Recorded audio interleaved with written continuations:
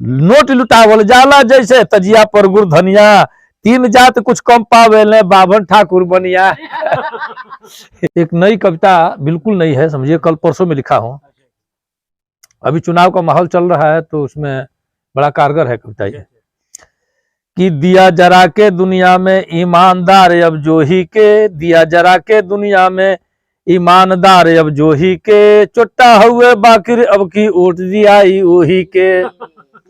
दिया जरा के दुनिया में ईमानदार जब जो ही के, चुट्टा हुए बाकिर अब की ओट दियाई वही के। केहू कहे नाली बनवा के सगरो करब खड़ंजा, केहू कहे नाली बनवा के सगरो करब खड़ंजा, केकर मुर्गा केकर दारू होखे रोज घमंजा।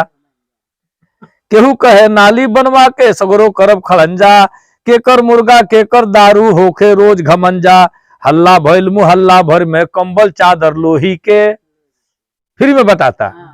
हल्ला भइल मुहल्ला भर में कंबल चादर लोही के, चुट्टा हुए बाकिर अब की ओट दियाई ओही के। 3-20 से 60 कहा कम लोगो बाहुसियारे, 3-20 से 60 कहा कम लोगो बाहुसियारे, साझे गब्बर के जयकारा ठाकुर के भिनसारे। नहीं, गब्बर एक प्रतीक है केवल। 3-20 से 60 कहा कम लोगो बाहुसियारे, साझे गब्बर के जयकारा ठाकुर के भिनसारे। बर्फी लड्डू फ्री बटाता राही और बटोही के, बर्फी लड्डू फ्री बटाता राही और बटोही के, चुट्टा हुए बाकिर अब की ओट दियाई ओही के। कि राजनीति के चोला लेके के बातें सतवादी, राजनीति के चोला लेके के बातें सतवादी, बगुला भगत भइल बा कहियो असली रूप दिखा दी। राजनीति के चोला लेके के बातें सतवादी, बगुला भगत भइल बा कहियो असली रूप दिखा दी। सही लोग जब रही त आखिर सगरो माल सनोही के, सही लोग जब रही त आखिर सगरो माल सनोही के, चुट्टा हुए बाकिर अब की ओट दियाई ओही के। एक और चित्र देखिए कि गली मोहल्ला गांव गांव घूमे लगे ओट कटवा, गली मोहल्ला गांव गांव घूमे लगे ओट कटवा, जेने से जौने आवे हथियावे ले बीच पटवा। जौने का पते नहीं कि नहीं रे बनो बीचे बहु। हाँ, गली मोहल्ला गांव गांव घूमे लगे ओट कटवा, जेने से जौने आवे हथियावे ले बीच पटवा। 4 दिन चानी काटी सब 5 साल ले घोही के, 4 दिन चानी काटी सब 5 साल ले घोही के, चुट्टा हुए बाकिर अब की ओट दियाई ओही के।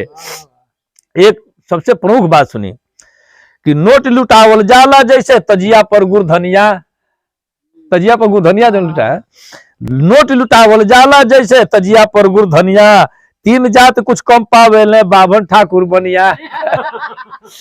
लोग को कम मिल रहा। नोट लुटावल जाला जैसे तजिया पर गुड़ धनिया, तीन जात तन कम पावेले बाभन ठाकुर बनिया।